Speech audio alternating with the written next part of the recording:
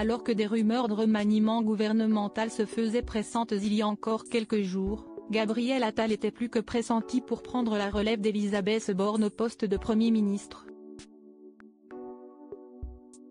Fraîchement nommé, Gabriel Attal a toutefois indiqué à Paris Match s'être méfié jusqu'au bout avant l'officialisation.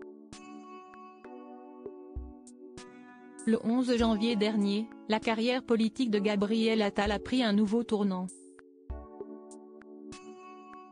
Celui qui était alors ministre de l'Éducation nationale, remplacé depuis par Amélie Oudéa-Castéra, déjà dans la tourmente, a été promu par le président de la République Emmanuel Macron qui l'a hissé au rang de Premier ministre après la démission d'Elisabeth Borne. À 34 ans, il est ainsi devenu le plus jeune Premier ministre nommé sous la Ve République. Un challenge de taille dont il avait eu vent bien avant l'officialisation mais dont il s'est méfié jusqu'au bout.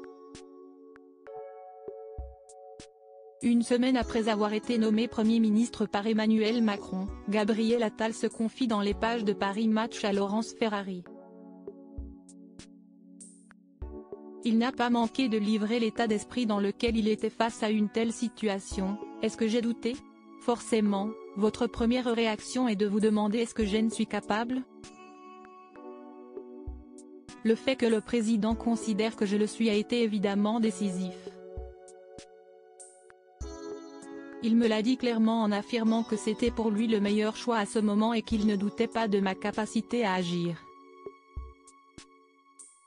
Conforté par les propos du chef de l'État qui voit en lui un potentiel énorme, Gabriel Attal fonce et réfléchit d'ores et déjà aux nombreux changements qu'il va opérer au sein du gouvernement. Pourtant, jusqu'à la dernière minute avant que l'officialisation ne soit faite par le palais de l'Élysée, Gabriel Attal a pris des pincettes.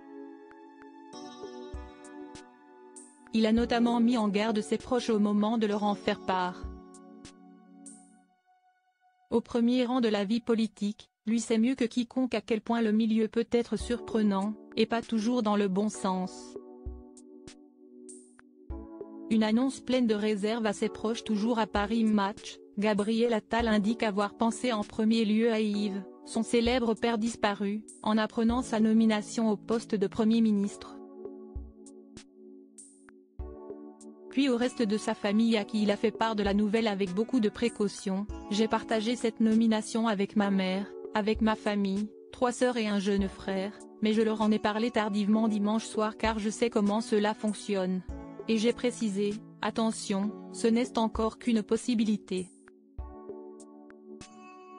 Pour autant, sa mère Marie de Couris savait que son fils avait les armes nécessaires pour affronter ses responsabilités. Il a toujours été un leader dans la famille, très protecteur envers ses sœurs. Je pense que la liberté d'esprit, l'intelligence et l'originalité de son père l'ont marqué pour toujours. Nul doute que ce dernier doit être fier de son fiston.